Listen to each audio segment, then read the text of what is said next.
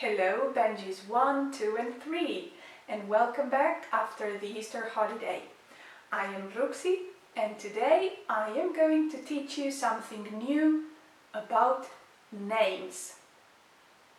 Everybody has got a name. It is probably one of the things your parents gave you when you were a baby.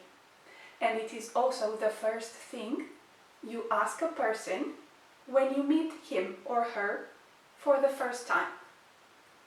But there is one thing that not many people know about names. And it is the fact that names say a lot of things about us. Let's start with number one.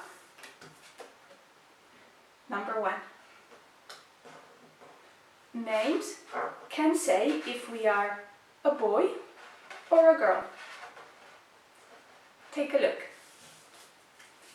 Nora is a girl's name. Patrick is a boy's name. Rachel is a name for girls. Michael is a name for boys. But there are also names which are for both boys and girls. What about Alex? Alex can mean Alexander, which is a boy, or Alexandra, which is a girl. And the same happens with Chris. Chris can be for Christopher, which is a boy, or for Christina, which is a girl. Great. Number two. Names can also say where we are from. Look. Do you know the name John? John is in English. So John would be in the United States or in the UK.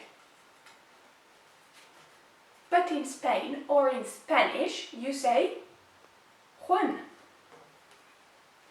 In French you say Jean. And in Italian you say Giovanni. Interesting, right? However, because of the internet and social networks, nowadays many kids have got international names. It is very common in Spain that boys are named Ryan or Eric. But Ryan is originally an Irish name, and Eric is originally a German name.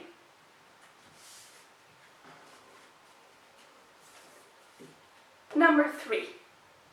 Names can also tell us what we are good at or what we can do well. Take a look. The name Adam means you can be a good leader. Felix means you are good at understanding other people.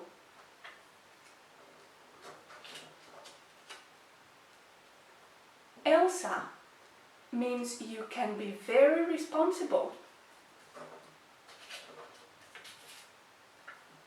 Rafa means you can be a good friend. And Monica means you can be very peaceful and you are good at giving advice. Number four. Names can also give us a clue about the jobs that we might choose. That's interesting, but some scientists believe that there is a connection between our name and the jobs that we are attracted to. A study has found that there are many firefighters with names such as Ryan or Matthew? Designers very often have names such as Elisa, Marta or Lynn. Many vets are named Sarah, Larry or Tracy. And some photographers could be Bruno, Hugo, Zoe or Noah. That's interesting, isn't it? Well, I hope that all this information was new and interesting for you. You have got some exercises to do related to this. So, goodbye, see you next time.